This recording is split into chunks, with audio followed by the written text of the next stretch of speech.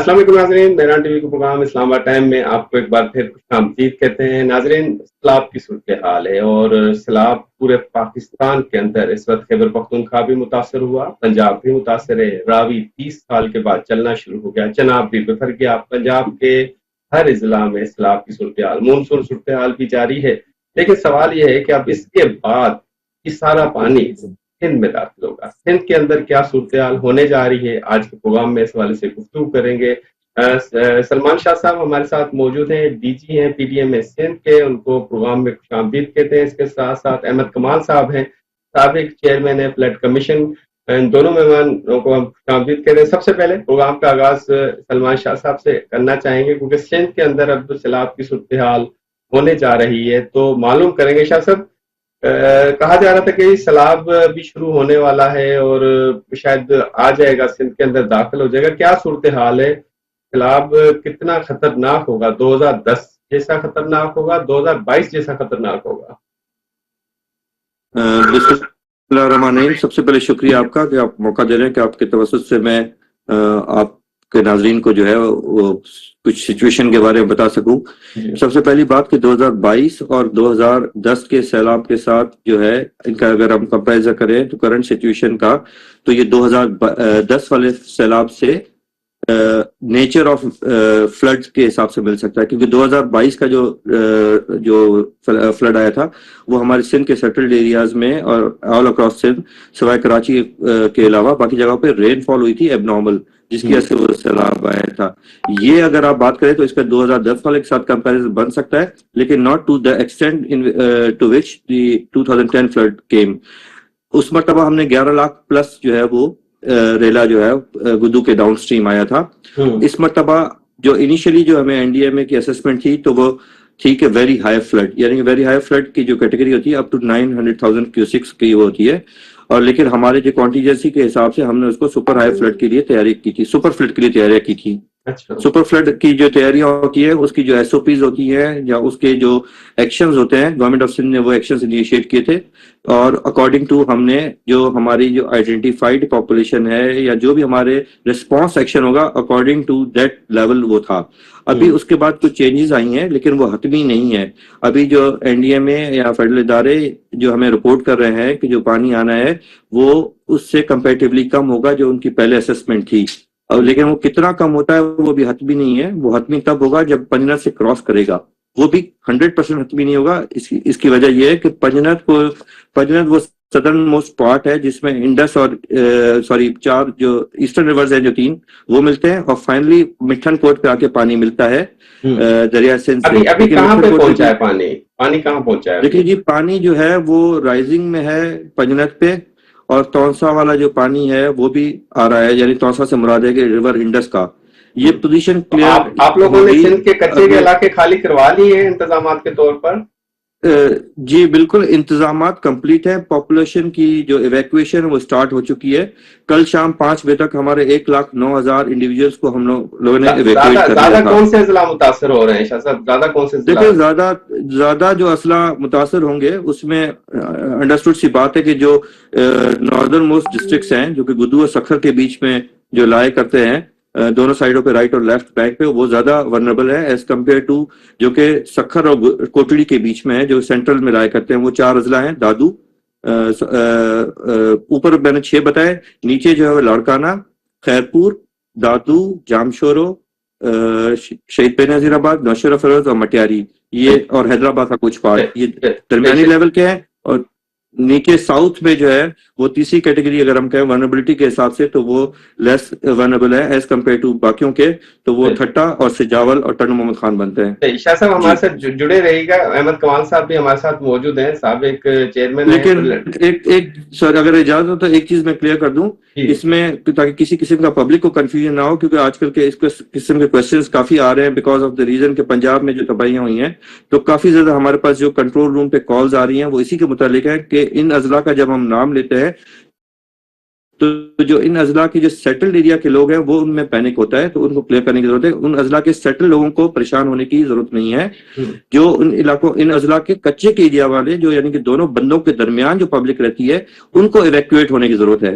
जी मैं अब आप अहमद कमाल कुछ साहब को भी इसमें इन्वॉल्व करूंगा और आप हमारे साथ रहिएगा। शाह साहब, कमाल साहब, आपने देखा कि 2010 का सैलाब भी और 2022 का भी सैलाब, जैसे शाह साहब ने अभी जिक्र भी किया कि 2010 से मुमासलत थोड़ी सी की जा सकती है। मैं एक चीज जानना चाहूंगा, ये जो अब सैलाब की सूरत हाल है, इसकी वजह बरसातें हैं या भारत है?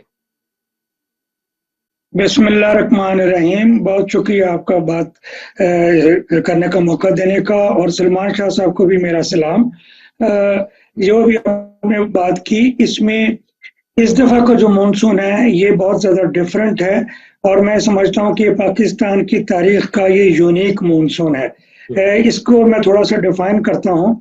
ये मानसून बेसिकली स्टार्ट हुआ था क्लाउड बस्ट का जो फिनोमेना हमने बुनेर में, केपी में एक्सपीरियंस किया, और उसी तरीके का एक हमने जीपी में। इसके बाद दिस वाज फॉलोड बाय जो glacier lake outburst flooding severe किस्म की थी, वो इसने अपना रोल दिया। इसी दौरान में मॉनसून एक्टिविटी बढ़ी, और उस मॉनसून एक्टिविटी का जहाँ पे फ्लो या इम्पैक्ट हमारे तरबेला के कैचमेंट या इंडस के कैचमेंट में आ रहा था, इसी दौरान में हमारा अर्बन पार्ट जो सिंध का है, खास करके कराची, वहां पे एक मेजर किस्म का रेनफॉल हुआ, और उस रेनफॉल से अर्बन फ्लडिंग हुई।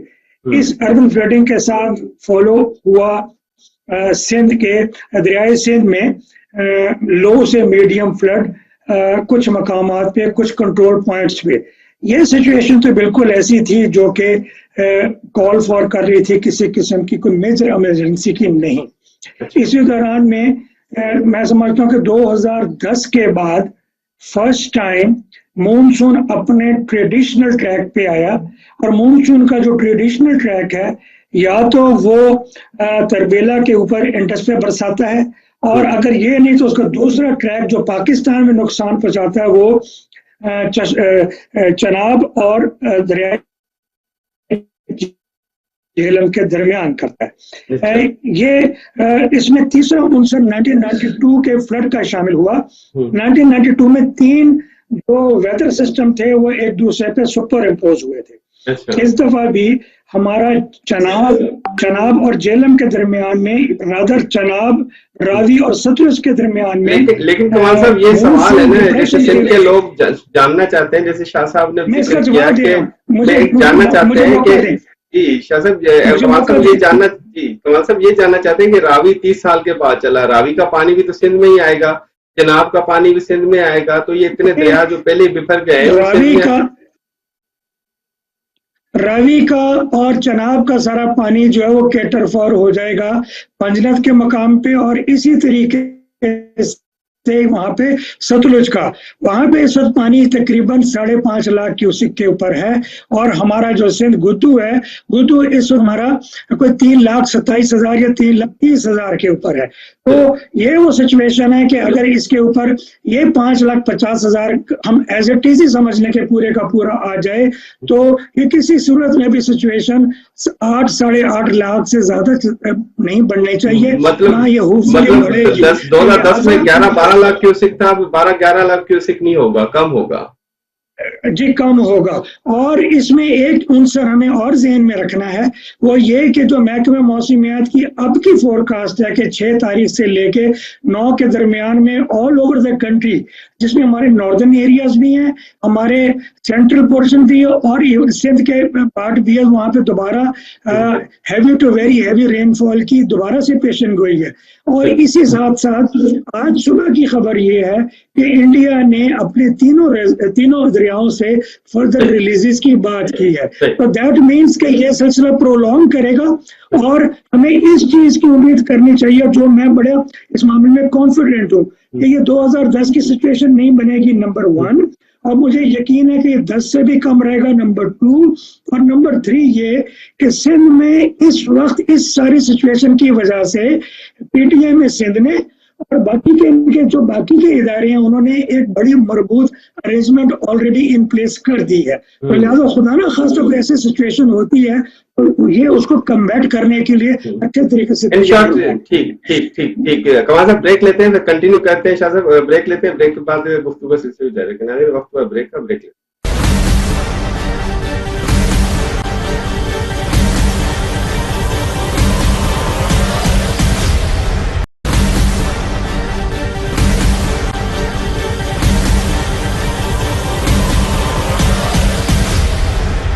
वेलकम बैक नाज़रीन, गुफ्तगू का सिलसिला जारी है और हमारे साथ अहमद कमाल साहब, साबिक चेयरमैन फ्लड कमीशन और डीजी टीडीएमएस सिंध सलमान शाह साहब मौजूद है। शाह साहब की तरफ चलते हैं। शाह साहब, जैसे कि अभी कमाल साहब ने बताया कि जी वो शुक्र अल्हम्दुलिल्लाह बतौर एक्सपर्ट वो कह रहे हैं जी ऐसी सूरत नहीं है, तो पैनिक क्यों है? मतलब कि वो कहा जाता है कि जी बहुत ज्यादा हालात खराब हो जाएंगे, बहुत पानी आएगा, जो कुछ रिपोर्ट्स भी जारी की जा रही हैं 12 लाख क्यूसिक से ज्यादा है, जैसे कमाल साहब कह रहे थे 7-8 लाख से ज्यादा नहीं होगा।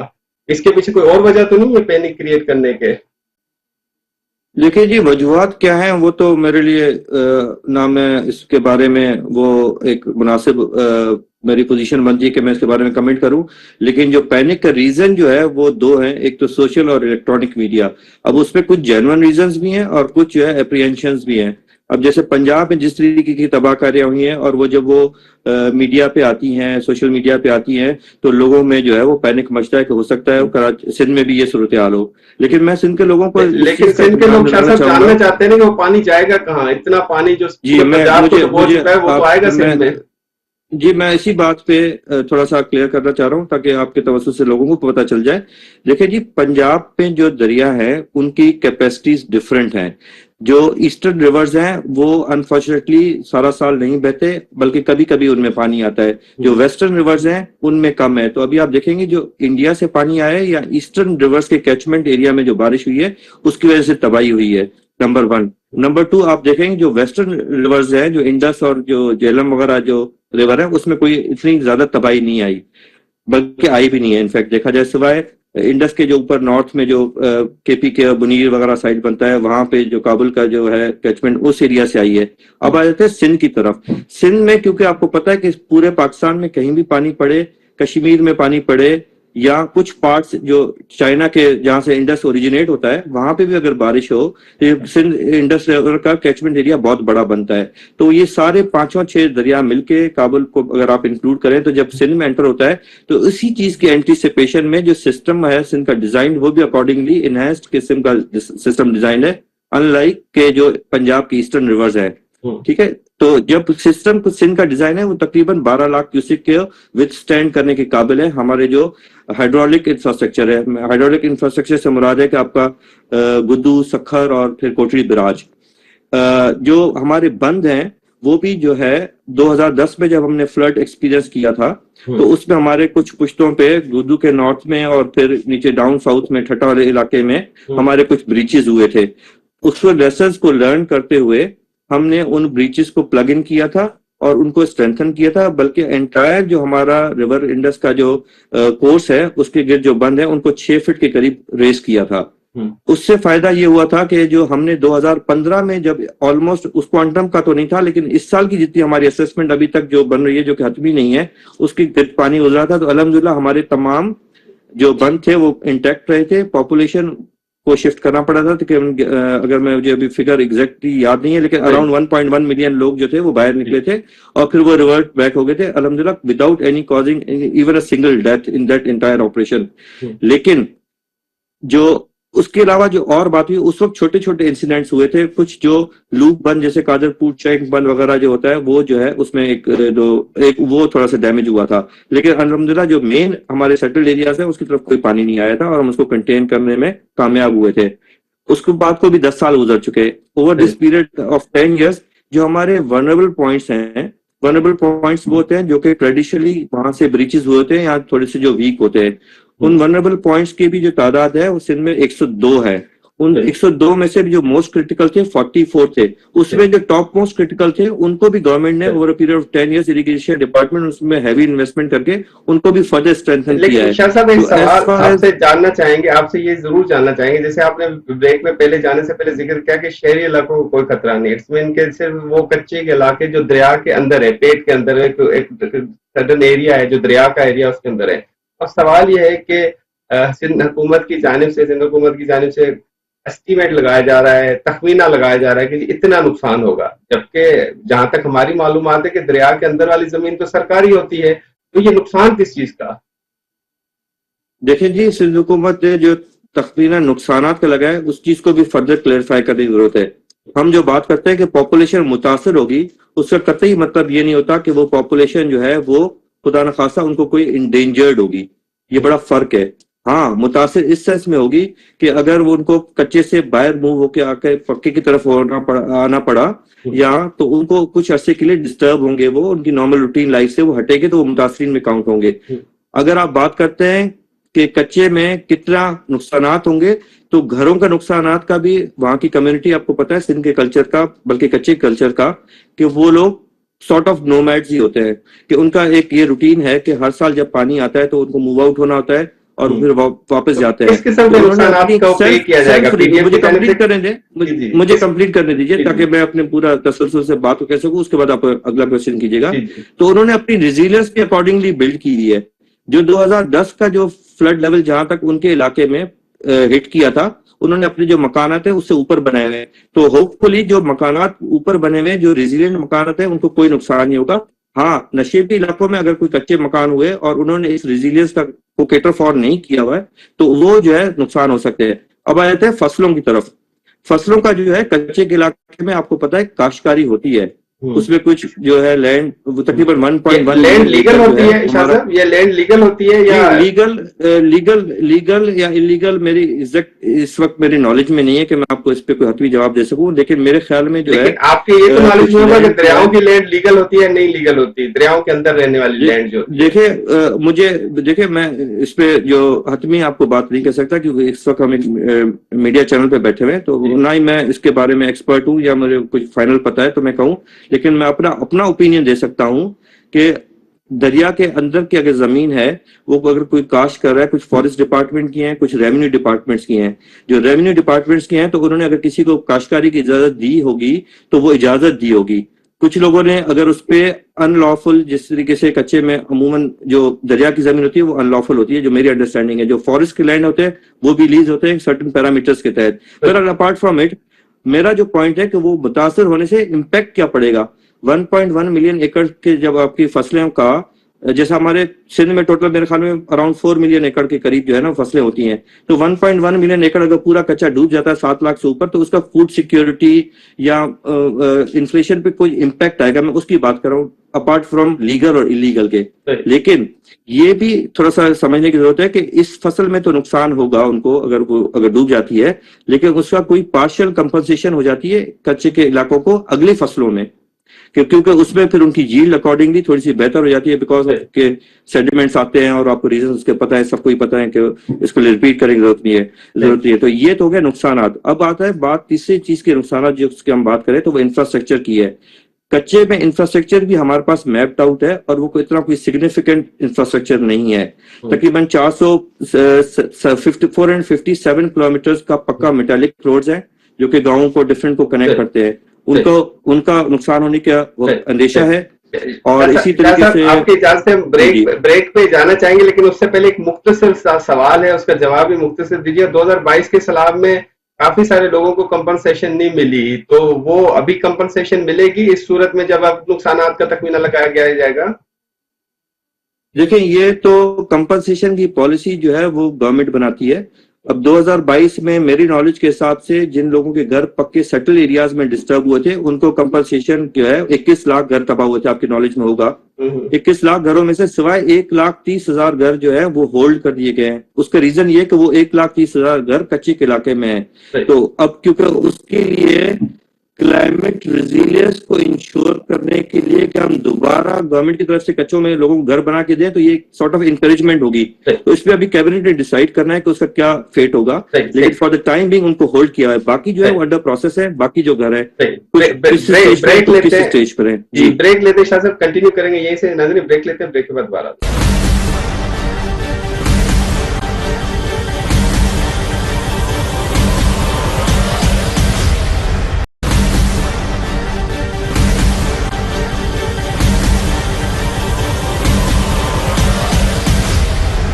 वेलकम बैक नाज़रीन, गुफ्तगू का सिलसिला जारी है और प्रोग्राम के आखिरी हिस्से में, क्योंकि शाह साहब ने भी एक अहम मीटिंग पे जाना है, अहमद कमाल साहब भी कई मीटिंग में मसरूफ होंगे, तो मैं एक मुख्तसर सवाल और आखिरी मौजू, और कमाल साहब पहले आप मुख्तसर टेक दीजिएगा, फिर शाह साहब से लीजिएगा। एक बहस शुरू हो चुकी है डैम्स की। क्या फ्लड से बचने का हल सिर्फ डैम ही है और कोई हल नहीं है? देखिए, डैम्स जो हैं वो वन ऑफ दी ऑप्शंस हैं to save against floods. Reason उसकी क्या है? हमारा मेजर इरिगेशन नेटवर्क है पूरी कंट्री में और ये अंग्रेज ने बनाया था।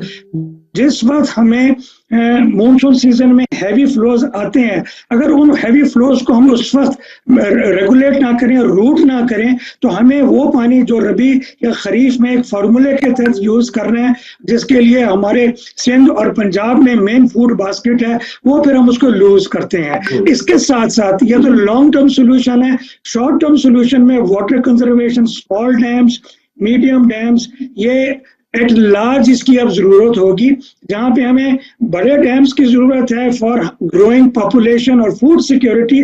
उसके साथ साथ हमें फ्लड से बचने के लिए और इस किस्म की इमरजेंसीज को अपॉर्चुनिटीज में कन्वर्ट करने के लिए स्मॉल और मीडियम डैम्स और वाटर कंजर्वेशन के बाकी तरीके भी अपनाने होंगे। सही। शाह साहब, बतौर डीजी पीडीएमएस सिंध, आप समझते हैं फ्लड से बचने का हल डैम है?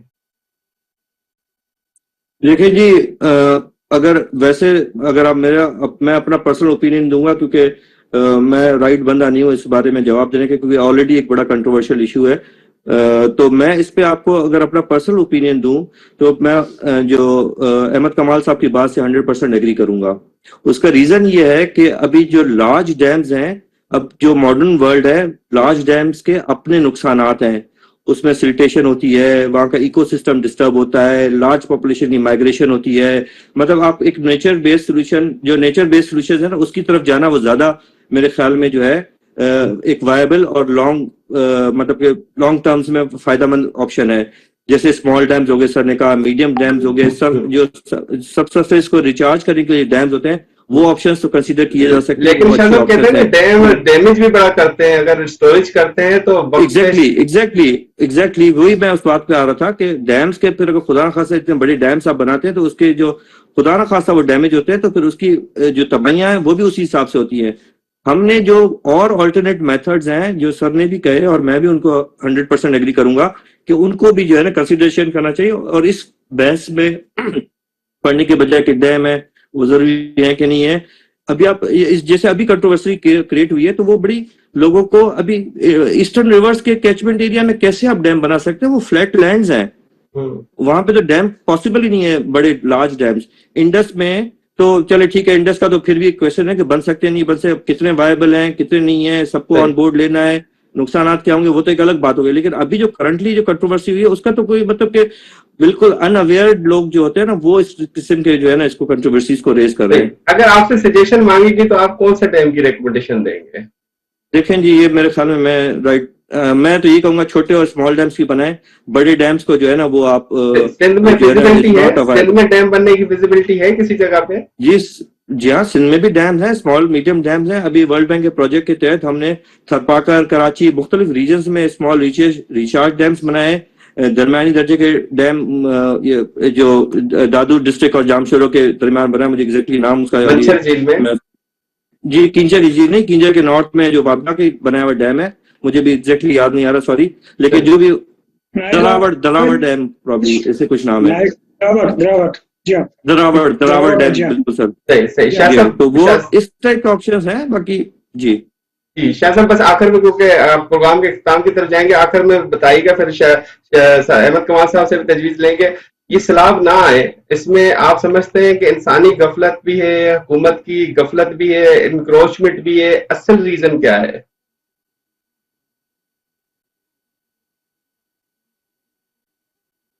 नेचर से दूर हो गए हैं, वो इसका रीजन है। और इसी वजह से क्लाइमेट इम्पैक्ट भी होता जा रहा है। तो हमने जो इसका सोल्यूशन, स्पेशली जैसे आगे क्लाइमेट चेंज के इम्पैक्ट्स बढ़ते की जो है पेशेंट गोई है, और बल्कि अभी तो साइंटिफिकली प्रूव हो रहा है हमारे अपने इसी कुछ अरसे में। तो इसका सोल्यूशन एक शॉर्ट लाइन में, एक वन आंसर लाइन है कि वो ये है कि हमें नेचर बेस्ड सोल्यूशन की तरफ जाना पड़ेगा। जो इकोलॉजिकल सिस्टम है हमारा, उसको वापस रिवर्ट बैक करना पड़ेगा। बहुत बहुत शुक्रिया शाह साहब। कमाल साहब, आपकी तरफ चलते हैं। आपका बहुत शुक्रिया शाह साहब, आपने अपना कीमती वक्त दिया। कमाल साहब, आपसे जानना चाहेंगे कि ये सोल्यूशन क्या है इसका? डैम सोल्यूशन है? क्या सोल्यूशन है? मतलब इंक्रोचमेंट खत्म करवा दें तो सैलाब से बच सकते हैं, या डैम बना ले तो सोल्यूशन है? देखें, मैं इसके ऊपर 3-4 ऑप्शंस के साथ आपके साथ बात करूंगा। जी सर। नंबर एक तो ये कि कोई एक इकदाम जो है वो इसका सोल्यूशन नहीं है, इसमें हमें मल्टीपल अरेंजमेंट्स की जरूरत है। वन बाय वन कर बात करता हूँ। हमें जो ईस्टर्न रिवर्स में सीवियर किस्म की हमने फ्लडिंग देखी है, वो मैनिफेस्टेशन है कि हमने इल इम्प्लीमेंटेशन की है अपने एक्ट्स की या अपने प्लान्स की। हमारा जो रावी या सतलुज है उसका बेड वर्चुअली रिड्यूस होके बहुत कम हो गया है।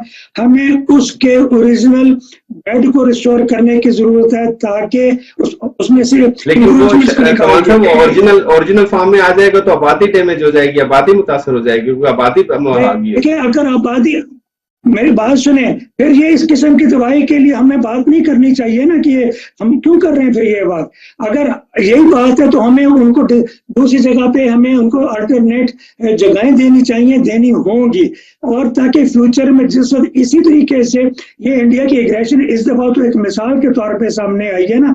अब ये मसलन उनकी तरफ से ये मुझे गलत लफ्ज इस्तेमाल नहीं करना चाहिए, एग्रेशन बार बार उन्होंने की है, कोई एक दफा नहीं की है, 3 या 4 दफा तो वो पानी सागर में छोड़ चुके हैं। और फिर उन्होंने सिंक्रोनाइज किया, उन्होंने तीनों अपने दरियाओं से इकट्ठा पानी छोड़ा।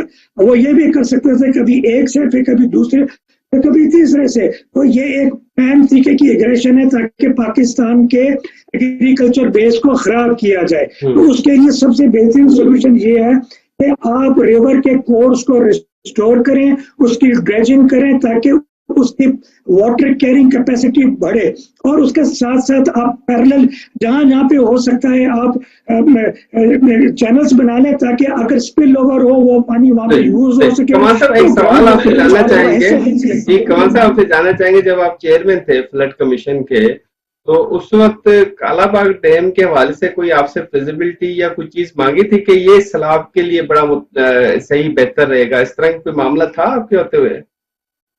देखें, जहां तक ताल्लुक है कालाबाग या बाकी का, इसकी सारी वाटर रिसोर्स डेवलपमेंट का सारा जो मैंडेट है वो water and power development authority का है। इस सिलसिले में सर मैं एक बात का आपसे जिक्र कर सकता हूँ, वो ये कि और उस वक्त मैं इदारे में जरूर था लेकिन मैं हेड नहीं था उस वक्त, 2005 की बात है।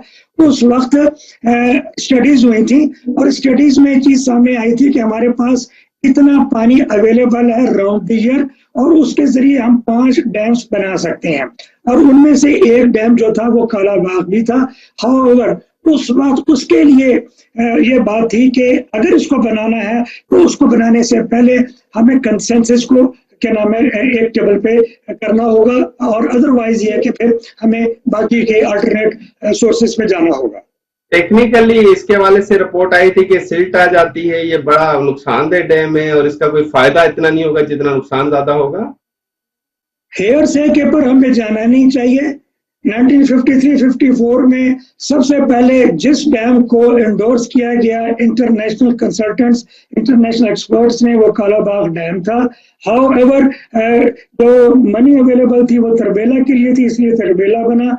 कालाबाग जो तरबेला के नीचे है, सोन रिवर और इंडस के कॉन्फ्लुएंस के ऊपर है, इसमें तकरीबन 57% इसका जो वाटर का सोर्स है वो इंडस है और रिमेनिंग जो है सोन है, और ये बेस्ट इसकी लोकेशन है और इसकी वजह से फ्लड अटेन्युएशन बहुत अच्छे तरीके से हो सकती है।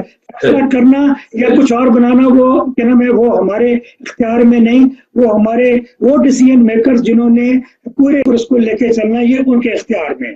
तो ये क्या वजह है कि जो डैम अभी मोहम्मद डैम हो गया, बदिया मीर बादशाह डैम हो गया, जिसपे काम होना चाहिए उसके ऊपर काम छोड़ के दूसरे मुतनाज़ा डैम्स की बहस छेड़ना, इसके पीछे आपको कोई साजिश लगती है या कोई अनासर चाहते हैं कि इख्तिलाफात हो पाकिस्तान के अंदर? देखिए, मैं सबसे पहले पाकिस्तानी हूँ, उसके बाद मैं कुछ और हूँ। अगर पाकिस्तान में इस वक्त कोई कैलेमिटी आई है और हम कोई स्ट्रक्चर तामीर कर रहे हैं, लेकिन हमें जरूरत है कि फ्यूचर में इस किस्म की कैलेमिटी से हमने बचना है, तो उसके लिए मैं आज बात नहीं करूंगा तो क्या मैं 10 साल के बाद बात करूंगा? मैं आज उसके लिए नहीं सोचूंगा तो क्या 10 साल के बाद सोचूंगा? अभी बात हो रही थी चनाब की या रावी की या बाकी की, तो चनाब में भी ऐसी साइट्स हैं जहाँ पे मीडियम टू लार्ज डैम के दरमियान में डैम्स बन सकते हैं। वजीराबाद का प्रपोजल है, मिड रांझा का प्रपोजल है, डैम का प्रपोजल है, इसी तरीके से रोहतास डैम का झेलम के ऊपर प्रपोजल है। आप समझते हैं ये छोटे डैमों से वो जरूरत पूरी हो सकती है? छोटे छोटे डैम जिनका नाम लिया, जिसका नाम शाह साहब ने लिया, तो उन डैमों से जरूरत पूरी हो सकती है मुल्क की पानी की? देखें जो डैम आप मेन रिवर सिस्टम पे बनाते हैं, उन डैम से आपकी मेजर अब आने वाले वक्त में फ्लड को आप अटेन्यूएट करेंगे, खास तौर पे ईस्टर्न रिवर्स के ऊपर। मैं आपसे सवाल करता हूं, चनाब के ऊपर इस वक्त चिन्योट पे 5,50,000 क्यूसेक पानी जा रहा है। चनाब के ऊपर नीचे जब ये जाएगा पंजनत में, इसने फर्दर पानी को इंक्रीज करना है। यहाँ पे एक नेचुरल अगर डिजाइन के लिहाज से जगह अवेलेबल है जहाँ पे आप एक लार्ज डैम से थोड़ा सा छोटा डैम बना सकते हैं, जिसमें अगर इंडिया से पानी छोड़ा जाए और वहां पे आप उस पानी को रोक लें, स्टोर कर लें, और वो अल्टीमेटली नीचे पंजनत से जाके सिंध को नुकसान ना पहुंचाए, तो किसका फायदा होगा? वो पानी ईयर अराउंड अगले साल तक के लिए आप इस्तेमाल भी कर सकेंगे। ठीक हो गया अहमद खुमान साहब, बहुत शुक्रिया। आपने बड़ी अच्छी बात की कि पहले प्रायोरिटी बेसिस पे छोटे डैमों पे भी काम हो सकता है, उन पे काम किया जाए, उसके बाद मुल्क की पानी की जरूरत पूरी होने के भी तवक्कुआत हैं, और इससे जो मुतनाज़ा डैम्स है उसकी बहस छेड़ने से गुरेज किया जाए, क्योंकि बाहमी ताउन हो और एतमाद साजी का मामला हो, वो सबसे बेहतर। इसमें मैं ये कहना चाहूंगा कि बड़े डैम्स की रिक्वायरमेंट अपनी जगह पे है। मुझे एक दो लफ्ज कहने हैं, ना मैं हक में ना में, लेकिन मैं सिर्फ टेक्निकल पॉइंट से कह रहा हूँ। 2050 में हमारी आबादी 3 करोड़ 31-32 करोड़ होगी। उस वक्त हमारी पानी की रिक्वायरमेंट 60 मिलियन एकड़ फीट होगी और 10 मिलियन एकड़ फीट रिक्वायरमेंट होगी अर्बन वाटर रिक्वायरमेंट की। इस वक्त सिर्फ 13 मिलियन एकड़ है। किस तरीके से फुलफिल करेंगे, इसके लिए सोच लेना चाहिए, और जो हमारे प्लान्स या प्रोजेक्ट्स तो फिजिबल हैं, जिसपे मैं और आप मुत्तफिक हैं, उनको तो हमें बनाना चाहिए। जी, पहले फुर्सत में उन डैम्स को जरूर बनाना चाहिए जिसपे तमाम सूदों का इत्तेफाक हो, और दीगर मामला पे इस वक्त तो जब मुल्क तबाही के ध्यान पर है, सैलाब की सूरत हाल है, इस तरह के मामला के गुरेज करना चाहिए जिसपे इख्तिलाफात हो। नाज़रीन, इसके साथ अपने मेज़बान मुदस्सिर को दीजिएगा इजाजत।